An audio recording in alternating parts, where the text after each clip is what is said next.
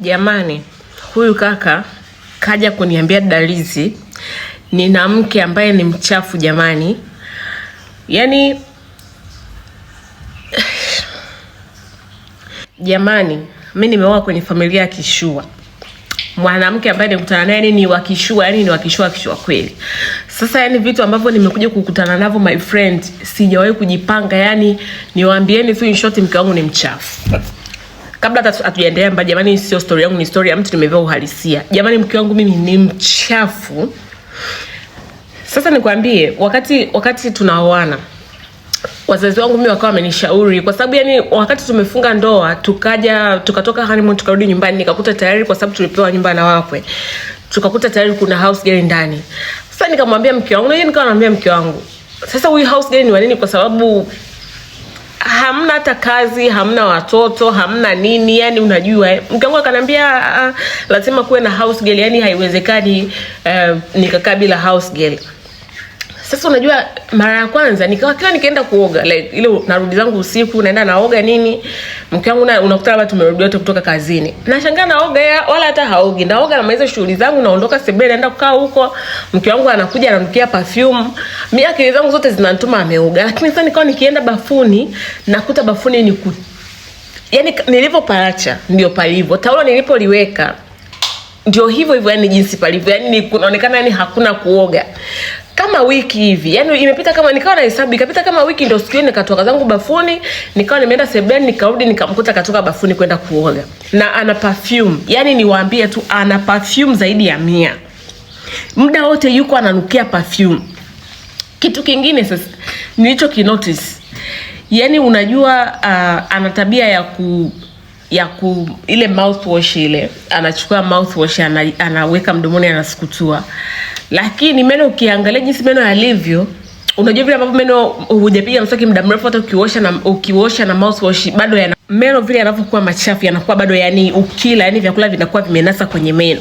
Unashangaa kile akiongea, mkiwa mnaongea hivi unasikia ile harufu ya ile mouthwash, lakini somehow bado unasikia kuna harufu kinatoka. Akicheka hivi sometimes unakuta kuna mavyakula kwenye meno. Mara kwanza unajua sikia hiyo, sijui kumwambia kwa sababu unaanzaje kumwambia unaanzaje kumuuliza mke wako kwa nini upige mswaki, au unaanzaje kumuuliza kwa nini uogi, maana muda wote yuko na maperfume ananukia na kuambia. Kitu kingine nikaja nika notice, mfano akienda chooni alafu akajisaidia, bahati mbaya kwa hapa juu hivi kuna sehemu kwa hapa kwa nyuma hivi hapa sehemu ya kuflash hapa, ukijisaidia sometimes vitu vinashikwa vimescratch pale. Sasa vikiscratch pale kikawaida, mimi najua unachukua kile kioshe unaosha hivyo unaondoka. Nikawa nakuta yani unakuta ile ka flash vitu havienda vizuri kwa hapa juu, bado pana uchafu, alafu anapaacha hivyo anaondoka. Nikasema hata simuulizi. Sasa niwaambieni, yani huko chumbani kwanza au sija akawa anaingia chumbani anakuja anafanya usafi. Kila siku anaingia chumbani anakuja anafanya usafi. Mwisho wa siku nikamwambia mke wangu, siku moja nikawa niko nyumbani, sikuwa nimeenda kazini hiyo siku. Nikawa nipo nyumbani nimelala, nikaingia bafuni nikaenda nikaoga. Ile natoka niko zangu uchi, si niko nyumbani. Nisikutane na house girl kitandani atanika kitanda. Nikamuuliza binti, unafanya nini huko chumbani? Akaniambia nimekuja kufanya usafi. Mimi nikawa najua nikajua mke wangu anafanya usafi. I was like mimi nikajua ndo ana arrange hivi vitu. Nikamwambia please binti, naomba utoke huko chumbani. Ndio nikamwambia mke wangu please, yani kama siku siendi kazini, sasa itabidi nikamwambia house girl kwamba leo sitoki ili asiingie huko chumbani. Naomba itabia house girl kuingia chumbani asiwe anaingia, at least basi labda awe anakusaidia labda mara moja kwa wiki hivyo. My friend, let me tell you, ile wiki inaisha, ndani ni kuchafu. Nguo, yani nguo zipo kila mahali, nguo ziko mpaka uvunguni, nguo ziko mpaka kitandani, zote za kwake. Mimi nina tabia, yani nina tabia nikirudi kazini labda nikivua nguo naweka nguo kwenye tenga, lakini sasa unakuta nguo ziko chini. My friend, siku nimerudi zangu nikawa nimetoka. Hiyo siku nikawa nimesafiri kama siku 3. Nikawa nimerudi. Jamani, niwaambieni tu, nimeingia chumbani kuna kiharufu kizito mpaka nikawa nimefika tu nikarudi nyuma. Afu mke wangu yuko zake kitandani, yuko kimya, yuko zake kitandani anachati, hana hata wasiwasi, yani kama hata asikio harufu. My friend, ndio nikaenda bafuni, nikawa najiuliza kuna nini, nikawa na ni kuchafu chooni. Hey, Nikawa najiuliza yani choo kinatoa harufu, nikawa najiuliza hiyo harufu kwa sababu ni harufu extremely imetokea wapi? Nafungua kwenye nanili, unafungua kwenye kale kadude ka uchafu chooni, my friend, zilikuwa ni pedi, zinatoa harufu, zinatoa mpaka wadudu. Sasa sijui kwa sababu alikuwa sijui hata kilichokuwa kinafanya yani kwamba kulikuwa kuna maji sio yamemwagikia kwa ndani, kwa yani zile zikawa zimeingia maji zikawa zimeoza, my friend, jamani. Nikamuita mke wangu nikamwambia serious, like nikamwambia wife, look at this, what ni nini hivi? Akanambia hivyo vitu vya kawaida mke wangu, kwani unajua kama wanawake wanaingia period? Kwani si kawaida au unajua kama wanawake wanaingia period? Nikamwambia mke wangu hata kama wanawake wanaingia period, like this is not about period. Huu ni kwa sababu ya uchafu, uone kwamba kuna wadudu wanatoka huko. Asianze kulia. Kaanza kulia na kuambia unaninyanyasa, unanisema, unamaanisha mimi mchafu. Unataka kuniambia mimi mchafu?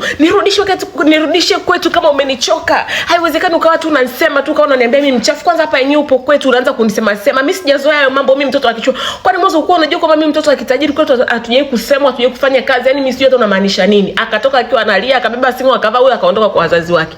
Kesho yake nikaitwa kikao. Nikaitwa kikao na wazazi wake, wakaniita wakaniambia tumeambiwa na mwenzako kwamba unamsimanga kwamba ni mchafu. Hiyo tabia imeanza lini? Huyu sio wewe, hujaoa housemaid, haujaoa mfanyakazi, umeoa mke na sio mfanyakazi wa ndani. Kwa hiyo masuala ya kumsema binti yetu uache. Nilisemwa, sijui unanielewa vizuri.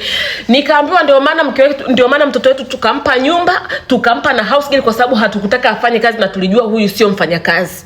My dear, niliondoka nikiwa kama nimemwagiwa maji. Sio, unanielewa vizuri? Kama nimemwagiwa maji, nikaenda nyumbani, nikawaza Mungu wangu. Nikawa nasema Mungu wangu, nimeingia choo cha kike. Yani hapa nimeingia choo cha kike, nimejichanganya kweli.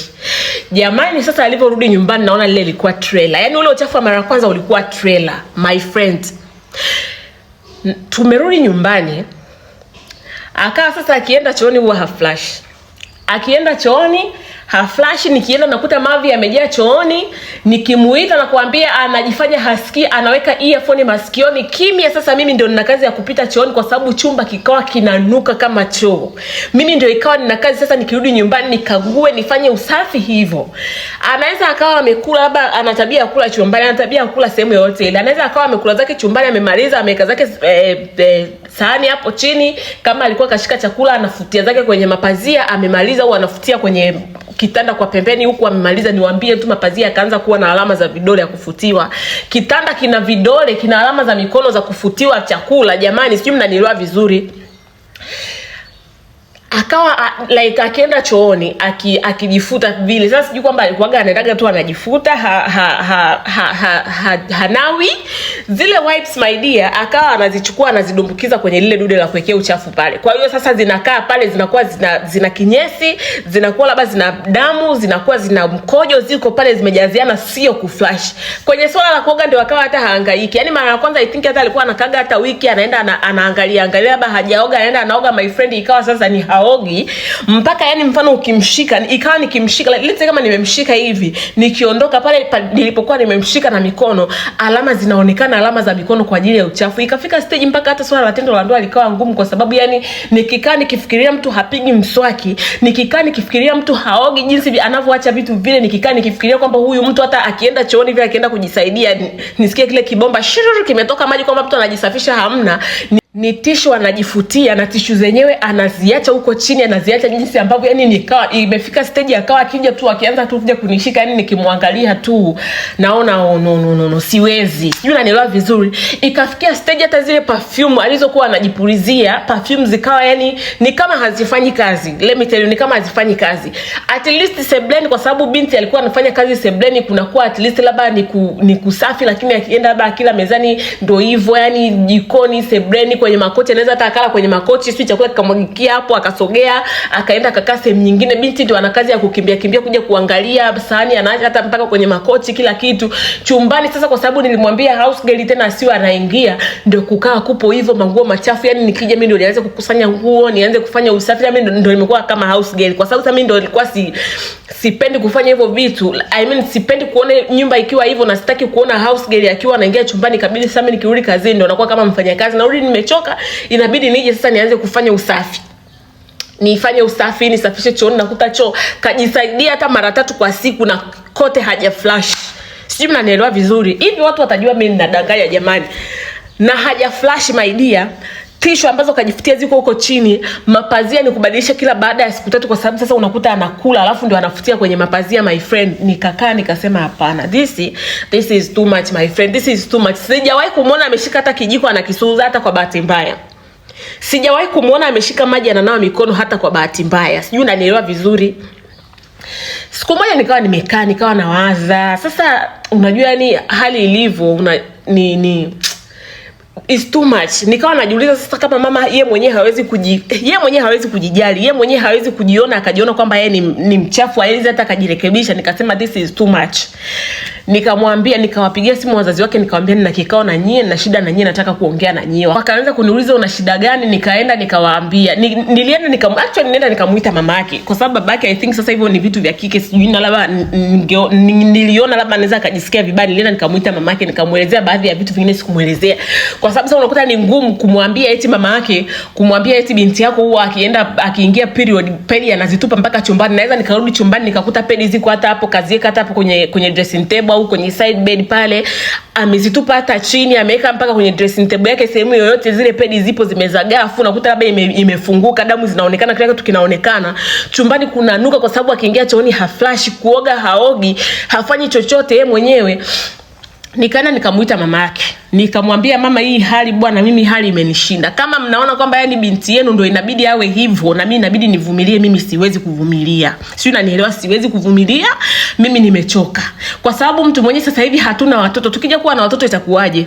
Hakuna mtu wa kuwahudumia. Mfano ikatokea siku house girl ameumwa, watoto wanatakiwa wale, watoto wanatakiwa waamke wafanywe nini, itashindikana. Sitaki, yani kusema kweli sitaki. Kama mtoto wenu hawezi kujirekebisha, basi mimi naona sitaki hii ndoa kuendelea nayo. Nikainuka nikaondoka nikawaacha pale. Sijui unanielewa? Baba mkwe akawa ameniita. Nilisahau tu kuambia hata kikao cha mwanzo baba mkwe hakuwa anaongea. Ni wakati natoka baba mkwe akaniita, akaniambia kijana wangu Samani, naomba tuongee. Sijai kumuona anaongea actually, na sijai kuongea gani, hiyo ndio ilikuwa mara yangu ya kwanza kuongea tu face to face hivi, tofauti na salamu hivi basi. Akaniambia mwanangu Samani, naomba tuongee. Nikamwambia sawa. Ndio akaniambia jamani, huyu mtoto mimi nilijua atabadilika. Mamake amemdekeza sana. Hajawahi kufundishwa kazi, hajawahi kuambiwa afanye chochote, hajawahi hata kuosha ukucha wake, hajawahi kuinua hata kijiko hata kikombe pale anapokula. Na nilishamwambia mamake huyu binti atateseka kwenye ndoa. Mamake akawa anasema hapana, hawezi kuteseka kwa sababu tuna pesa na anaweza akaajiriwa house girl, anaweza akaajiriwa chochote. Mimi naona mwanangu hizo tabia ni ngumu kuvumilia. Sitokushauri uwe kama mimi uvumilie ukae kimya. Mimi sasa hivi siwezi kusema kwamba niachane na mke wangu kwa sababu tumeshazeeka, hata nikiachana naye nitaenda wapi? Mimi nishazoea. Lakini maisha ya mateso ambao mimi nimeishi kwa mke wangu, kutokufanya chochote, kutokujua kufanya chochote, na bado kaja kamrithisha mtoto wake hizo tabia bila hata kuniambia vitu anavyovifanya. Mimi najua huyo binti anavyovifanya kwa sababu tabia ya mamake ndio tabia ya binti yangu ambayo nimekuwa nikiona na nimeshaongea sana. Kwa hiyo kama unaona yamekushinda mwanangu, unataka kuondoka, mimi nakushauri tu nenda. Hata kama huna pa kwenda niambie tu, mimi nitakusaidia. Mimi bamko nikamwambia sawa, lakini mimi kusema kwamba utanisaidia pa kwenda, hapana. Mimi mwenyewe nina kazi, naweza tu kujimudu na maisha yangu. Ni vile tu mlisisitiza niishi kwenye nyumba ambayo mmempa mtoto wenu, lakini mimi naweza kwenda nikaanza maisha yangu nikawa tu kawaida. Kwa hiyo nikawa nimeondoka my friend. Mke wangu mimi akaanza kunipigia simu. Mke wangu akaondoka. Nilivorudi nyumbani I think mamake alimpigia simu. Nilivorudi nyumbani nikakuta hayupo, kabeba nguo baadhi kaondoka. Nikarudi nikafanya usafi kama kawaida, nikatoa mapazia, nikatoa mashuka. Niwaambieni tu katika maisha yetu yote ya ndoa, mke wangu hajawahi kubadilisha shuka kitandani hata siku hiyo, hata siku moja. Hizo night dress ambazo anavaaga, anaweza kavaa night dress hata mwezi na muone amevaa na night dress hiyo yuko nayo night dress hiyo amevaa hata mwezi. My friend, nimerudi nyumbani nikakuta hayupo. Akanipigia simu akaniambia umenizalilisha sana kwa wazazi wetu, umenizalilisha sana kwa wazazi wangu, najua unanisema sana. Mimi siwezi kumsema mke wangu. Mke wangu akaniambia nataka uniombe msamaha, nataka uninunulie gari kwa ajili ya kuniomba msamaha ndio nitarudi kwako, la sivyo sitorudi kwako. Nikamwambia ndio unachokitaka, sio kubadilika. Hakuna cha kubadilika, mimi ni mke sio house girl. Sijui unanielewa? Mimi ni mke so house girl, huwezi kunifanya house girl. Kama unataka house girl muoe huyo house girl, lakini mimi sitaki chochote cha kuanza kunisumbua maisha yangu au kusumbua akili yangu. Mbona mamangu yuko kama mimi na ameishi maisha yake yote ya ndoa? Kwa hiyo nataka uninunulie gari ndio nitarudi kwako, la sivyo sitarudi kwako. My friend, baada ya kuniambia hivyo nikasema huyu sio hata mtu wa kubadilika. Niwaambie tu, baada ya wiki 2 nilikuwa nimeshatuma barua ya mwanasheria. Taraka yake alishaipata, imepita kama miezi 4 sasa hivi, taraka yake alishaipata. Yupo kwao kwenye. Mimi nilichofanya tu nilibeba tu begi langu na nguo nikaondoka. Nikampigia simu nikamwambia kama utarudi nyumbani kwako utarudi mwenyewe, lakini house girl utamkuta na funguo kila kitu nimemwachia. Kwa hiyo mkasema nimeiba au nimefanya nini, mimi nimeondoka. Kwa hiyo kama kuna kitu chochote njooni mje muangalie nyumba yenu, mtaniambia. Kama kuna kitu chochote kile natakiwa nilipie ili nilipie niendelee na maisha yangu kwa amani. Hakuamini. Mume wangu ni kuna nipa talaka, una hata uvumilivu. Wanaume wa Kikristo hawapo hivyo. Mimi ndio maana hata bora hata ningeolewa na mtu ambaye hana kazi, kwa sababu ungekuwa hujiwezi wewe, usingekuwa hata unahangaika masuala ya kuniacha sijui. Nikamwambia bibi wewe, si mimi hayo hayanihusu. Naomba tu uje uangalie nyumba yako, mimi nimeshaondoka. Nikawa nimeondoka, mpaka leo naona haamini, ananipigia tu simu. Kwa hiyo ndio umegoma kununulia gari. Niingizie basi hata milioni 5 niombe tu msamaha. Alivyoona tena hata milioni 5 hata shilingi 10 haijaingia, ananiambia basi mume wangu niombe tu msamaha, mimi niombe tu msamaha, utarudi tu nyumbani, turudi tuje tuishi wote. Nilivyoona ananisumbua my friend nikamblock. Sio unanielewa, nikamblock. Sasa hivi anawatuma marafiki zake, wazazi wake wananipigia simu kuniambia mtoto wetu kakusamee, mtoto wetu kakusamee. Sasa mtoto wetu kakusamee, mtoto wao kanisamehe au ni kwamba yeye abadilike ili aje awe mke, sio dustbin nyumbani? Siku hizi naona anajiposti huko mwenyewe. Sasa hivi naona kuna msanii maarufu naona ana date naye. Sasa sijui kwamba siku hizi kaanza kupiga mswaki au kaanza kuoga au nini, sijui. So my friend, unaoa tajiri, unaoa mtoto wa tajiri, unapewa mpaka nyumba. My friend, jichungeni, mtakuja kukutana na sio kutanika huko ndani jamani. Mwenzangu, kuna uchafu alafu kuna huyu dada Hey, dada anawezaje? Kaka dada alikuwa mvumilivu. Alikuwa mvumilivu. Ananiambia amekaa naye kama mwaka kama na miezi 3-4 hivi. Hapana, alikuwa mvumilivu kusema kweli. Jamani. Sawa, sio wanaume hawataki kulalamika, lakini this is too much. Hata mwenyewe ningelalamika. Na wala wakuja kusema jamani, sasa kwa hiyo ndio mmeamua kumsema mwanamke wa watu kwenye mitandao. Nyie ndio mniambie sasa huyu mwanamke alosema mwenyewe mnamjua. Mimi mwenyewe tu msimulia story simjio mwanamke, mniambie mnamjua. Hapana, lakini kuna wanawake wachafu. Dada huyo nimetumiwa picha zake, mdada ukimuona ni mzuri. Kope kope makucha marefu na kuambia kumbe hapana, kwa kweli nimeona mpaka message, nimetumiwa mpaka message, screenshot za message view once nimetumiwa mwenyewe. Jinsi alivyokuwa anachati, anapomwambia mwanamke jinsi alivyomchafu mwanamke, anamwambia mimi sio house girl. Cha muhimu sinuki.